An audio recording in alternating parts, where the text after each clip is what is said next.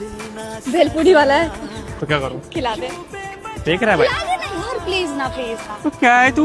भेलपुरी, भेलपुरी भुक्कड़ उक्कड़ है क्या? बहुत टेस्टी है, बहुत टेस्टी है। चल ना, दोनों खाएंगे। खा क्या ये तू? नहीं, तो फिर तुझे कितना खिला टेस्टी है? देना। कहाँ है भेलपुरी वाला, कहाँ है? देख कितना अच्छा लग रहा है, वो देख ना, वो देख, वो अंकल बना रहे हैं। तो बना तो रहे हैं भाई। चल ना है एक तो। बार, चल चल ना प्लीज, आई। प्लीज ना, नहीं। तेरी कसम है, चल ले। पैसा तेरे को देना पड़ेगा पर। हाँ ठीक है, पैसे मैं दूंगी, चल।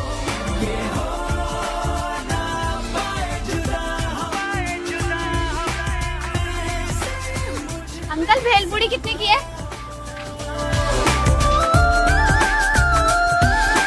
देख रहा है भाई? कटवा रही है तो मेरे को। नहीं, मेरे पे नहीं है भाई पैसा वैसा। मैं नहीं खिला रहा। मैं नहीं खा रही, जा। रुक जा, खिला रहा हूँ ना। अब वैसे भी बन गई है, ले ले। बनवा भी दी तूने? वाह भाई, बड़ी तेज है यार। सिर्फ 20 रुपए की है।